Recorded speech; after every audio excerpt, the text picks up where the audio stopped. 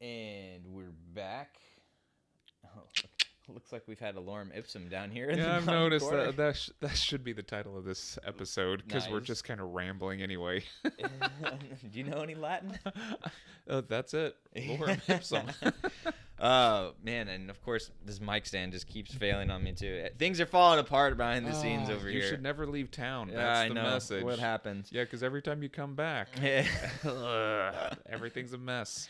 So you, you got any idea where we had an internet issue? The internet just went out on us in the middle of our Yeah, stream. so who knows where y'all were stranded on that? I think we caught it relatively quickly. Okay, Yeah. good. Well, Reed caught it. Yeah, I didn't. saw it out of the corner of my eye. I was just blah blah blah blah. Classic writer, blah blah blabbing. All right. Any idea of context where we were? Should we just? We were once again sort of cycling back into. You were talking about bathrooms and being in South America. Yes. And Okay. So pay. that having to pay to go to the bathroom, which which was funny because just on this trip, one of the things that came up, we were talking about pet sitting, and there's these services out there, not sponsored or whatever, called Rover. That's one example of one where it connects you with people to watch your dogs. And we were talking about how whether it be that or Airbnb, like one of the most common things to happen is after you use those services, the owner or whatever, or the dog sitter to say, hey, next time you need something, just give me a call or an email. Like, don't use the platform because they don't want to pay that 15%. And it's like, but that's literally how we found you. That's literally the point of the service. Like, it just makes me mad, honestly, as a business guy who runs a business. It's like your whole business literally exists because of me, and yet you can't pay this 15%. And oh, by the way, there's other protections and stuff that the end consumer gets by going on the platform and things like that. But yeah, it's interesting how that type of and also some of it's like, I'm getting away with something, and I think it's also some of the American thing, like just like we don't want to pay our taxes, and yeah, it's sort of I mean, I understand that almost nobody wants to pay their taxes, but yeah, this is a weird little loop to get stuck in where, and what I'm going to compare it to real quick is the art world, because I did bump into a different model when I was traveling in Europe, but in the art world here, primarily what you do is you put all your time and energy in up front. You make all the work. You develop your own reputational strategies and everything else. And eventually, if you get high enough up there, a gallery will then pick you up, and then you get the privilege of being charged. They take 50% of every sale you make. What a privilege. Yeah, and then you're not allowed to sell out of your house or studio or anything else anymore. All sales then have to go through the gallery. It's an exclusivity thing. Yes, and so there are privilege. people who still, the privilege of exclusivity. Yeah, but there are people who still, of course, try to sell. And I'm just going to get rid of this piece on this line. I'll sell it to you at half cost. But this also comes back to the deal. Is that then you're like, oh, I got a deal. I got this art piece for half price. But of course, you're sort of undercutting your gallery and this kind of reputational economy that exists and everything else. It's kind of screwed up. So I always thought that was a pretty cruddy thing to do to your gallery. Because it just wasn't ethical. Of course, I go over to Europe and I'm in Amsterdam and I'm talking to this guy who used to be an art dealer, and he says, well, you know what we do here is we actually buy the work, or we either give the artist a stipend up front and we collect that body of work that they made based off the stipend, or when they've already got work, we buy it all and we take the pressure on ourselves, just like any other store or any other business. Like a consignment type of thing. Yeah, almost. you or even like consignment. retail. You just buy stock. That's right. Okay. Like, I'm just gonna stock my warehouse with art, and I'm just gonna trust in my taste and the value of these pieces and my ability to sell it, and then you have already been paid off. So if I make 5 times as much or 2 times as much or nothing, you've already got your money. Okay, but the downside of that approach is the artist does have a smaller upside, but they do have a for sure payout. Yes. Okay, so yeah, pros and cons of that, but that is nice though, Yeah, just a different model, and one sure. that doesn't seem to exist here. We seem to think that people should put in all the effort up front here, and then other people will just reap the benefits from it. Right. And then it's also fascinating because it seems equitable in the 50-50 split. Yeah. Oh, so this is bringing up some of the things from this last trip that I went on. So we just went to Pigeon Forge, Tennessee, as I was mentioning, which is east of Knoxville, about an hour or so. and it's beautiful out there. There's it's if it's not in, I don't think it's technically in the Smoky Mountains. Maybe it is. It's in the foothills. I don't know exactly how you would draw that line, but you can see a bunch of these mountains, and it's very green. I think this was supposed to be like one of the weeks for it to change colors and things like that, but maybe the season's a little late this year or whatever. But so like I'm sure it's about to have all those colors change and be beautiful there as well. And there's these rivers and all this kind of nice stuff. And then the town of Pigeon Forge is like this 5 mile stretch of, business, business, business, business, business, and all of those businesses are catering towards travelers. And as you come into town, it actually says like family vacation land or something like that. And it's like, oh, on one hand, like I love the beauty and I loved all these things, but it's like, okay, do I need a bungee jumping place, a race car place, 17 putt places, a $9.99 store, a $9.97 store, a $9.95 store, man. 17 different ways to get a tattoo on vacation? Like, do I need all of these places? Oh, well, apparently you do. Otherwise, they wouldn't exist, right? Well, you know what?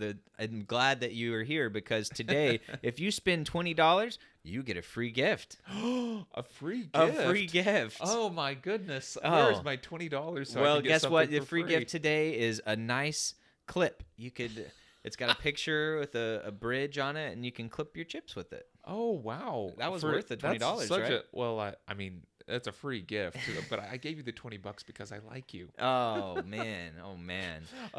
Yeah, these are. So this is. Would you consider this a tourist trap? I don't know. How do you define a tourist trap? That's a good question, and I would be curious if that term changes.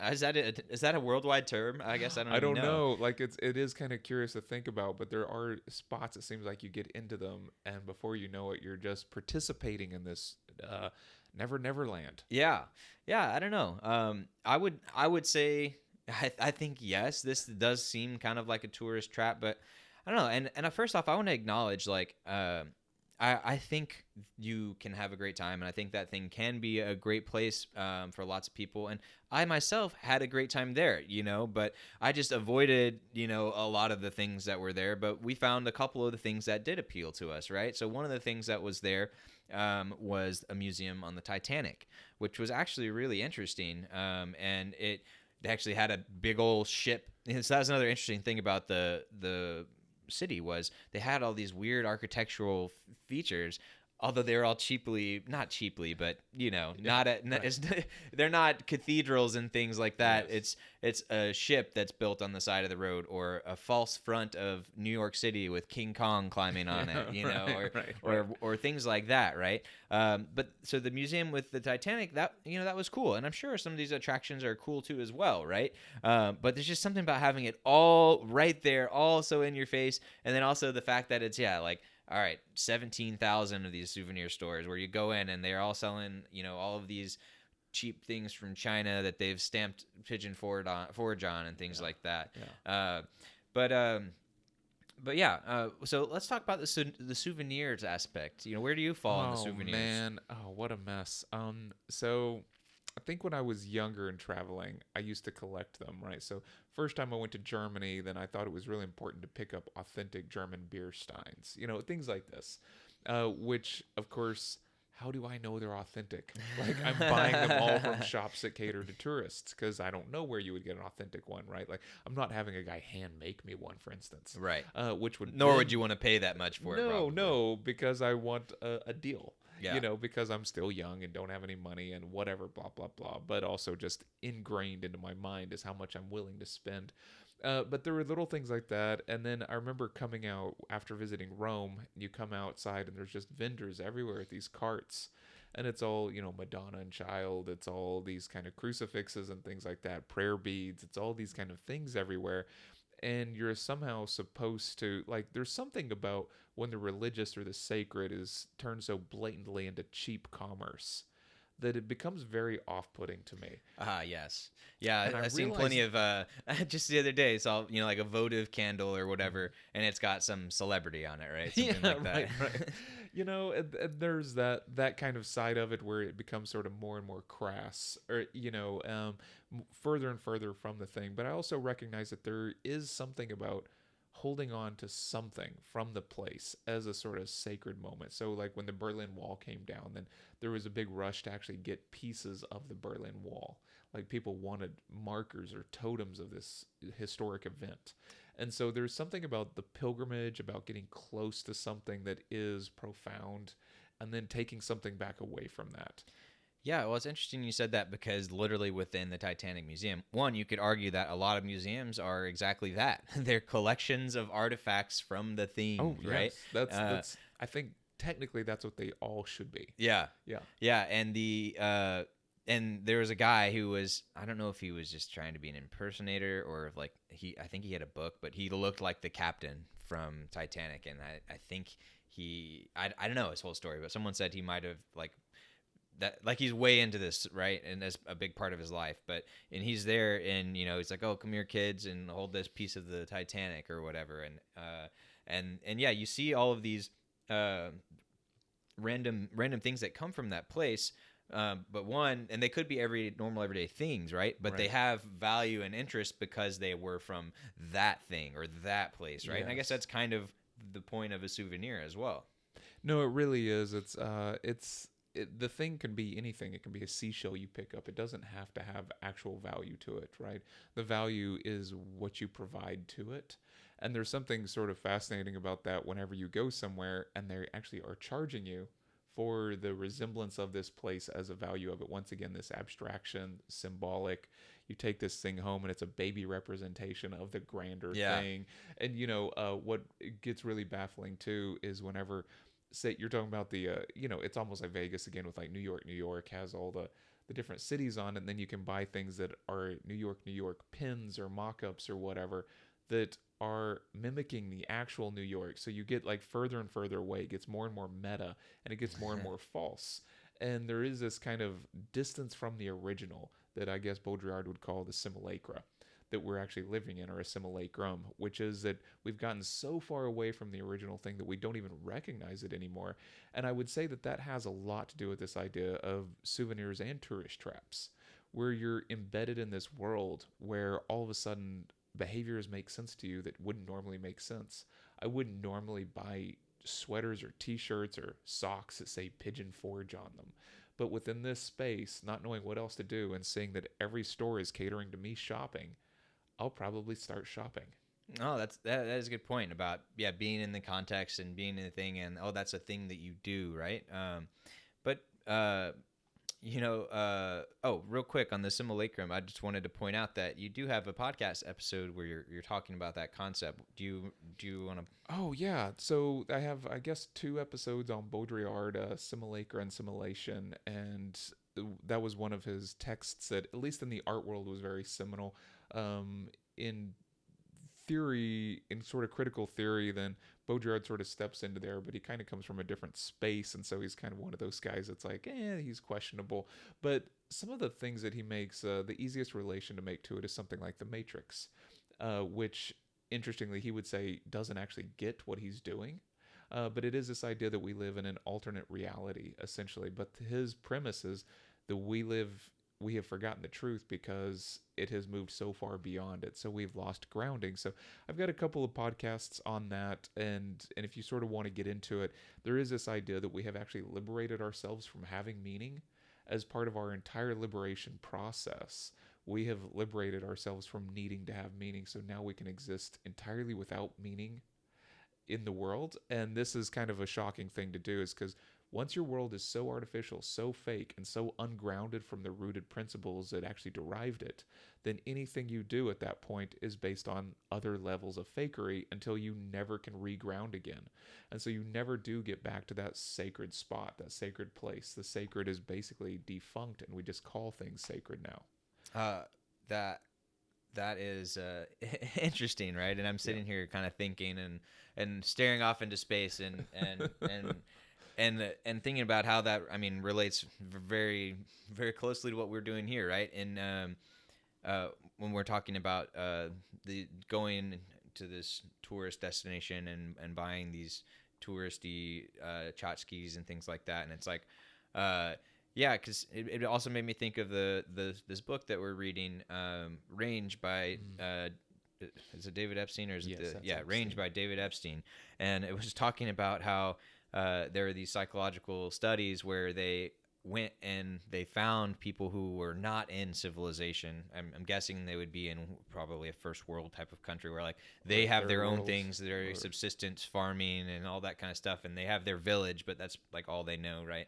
And they were talking to them and asking them questions and even just like, hey, group these things together or don't group these things together. And they were finding that it was just completely different from what people from a civilized, educated type of world would hmm do. And it's just like, man, it completely shifts how they view the world compared to how we view the world. And of course, we think our way is better and right and whatnot. yeah, But kind of what to go to what you're talking about, the simulacrum, like, okay, well, now we've gotten so far as a civilization removed from that base, like, hey, food, sex, love, yeah, core needs of the world, to the point where it's like, hey, now we go to this job every week and then we make all yeah, this money and then we have those 10 days allocated to us where we have to have vacation, which yeah. we talked about last week.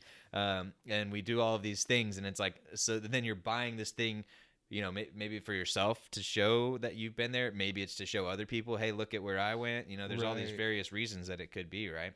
Oh yeah, for sure. And when you're bringing up these sort of indigenous tribes that think differently than we do, because of course we've we find ourselves operating in an artificial world that we assume to be the truth because and even if we know we don't know the truth, we don't know what else to do. The problem with the simulacrum is it plays out before it precedes you. There's already a script that's generated and we all end up just being actors within the script, Yeah. and that we like to claim that we have freedom and autonomy, but we're probably just enacting the inevitable. And so Baudrillard brings this up quite a few times, and he even brings it up with the 9/11, that was essentially scripted through certain ways that society would operate, which got him a lot of blowback. But of course, when we're talking about these indigenous tribes, there is one called I think Puraha or something like this, and this guy went down and he was talking to him and he's like, well, what do you do about food? Like, where do you store food? You don't have refrigeration, this, that, and the other. And how do you stockpile and save for yourself? And when he was asking them about food, they actually said, I store my meat in the belly of my brother. Nice. What a quote. Yeah, it's such a good quote. So it really stuck with me when I read that because their concept of the future doesn't really exist. The future and the past don't really exist for them. There's always been the past, there will always be the future, and the idea that what you should care about is the people next to you. If I have extra meat, my brother's eating it. It isn't for me.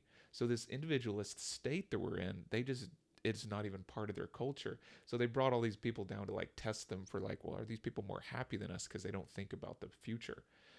And these people are smiling and happy all the time. And that's how they actually judge happiness, Yeah. is by the amount people are just like authentically smiling. I like that. I like that.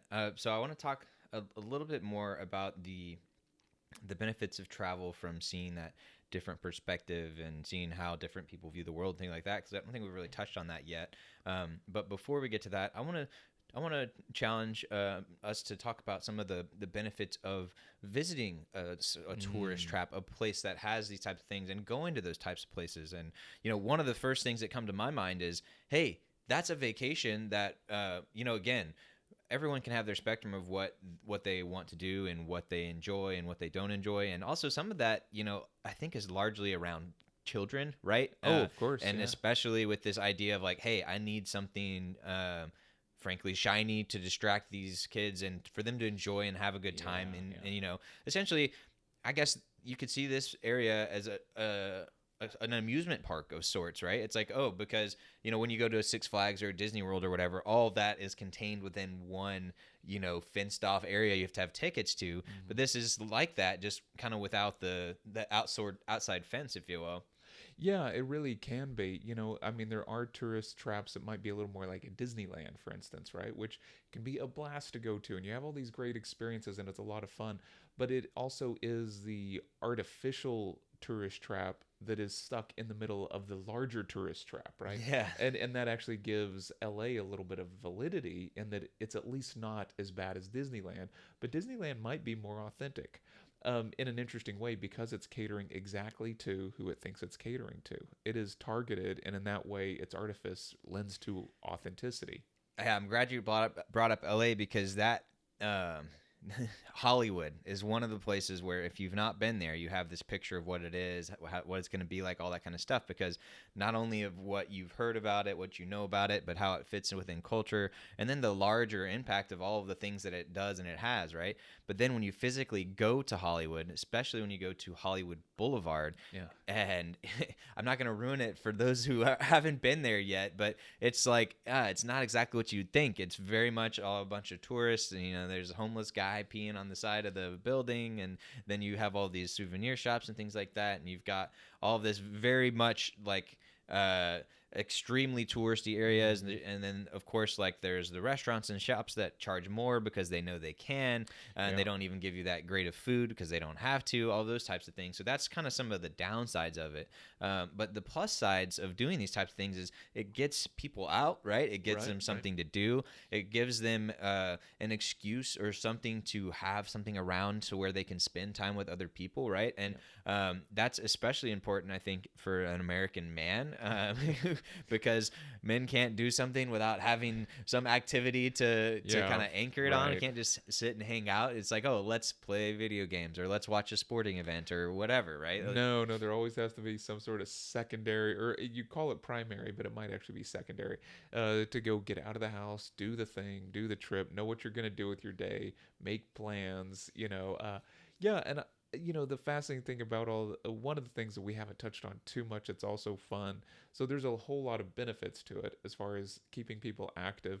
I was just in Chattanooga, and they have a place there called Rock City, and what's fascinating is the rocks themselves are amazing, but then they've of course made it really kitschy with all these little like trolls and things everywhere, and you're just like, this was already beautiful. Why did you do this? But they also put some really cool lights in some of the caves that make it look amazing, and so you end up getting this sort of hyper real experience, and it can be really kind of profound. But before you know it, also everyone's like, I walked 64,000 steps today Yeah, because they all have their Fitbits on or whatever. which is another nice side effect of it, right? But I guess one, if I had to give one big important value or takeaway from this is at the end of the day, like it's up to you as an individual to decide what value you extract from that area, right? And Yeah.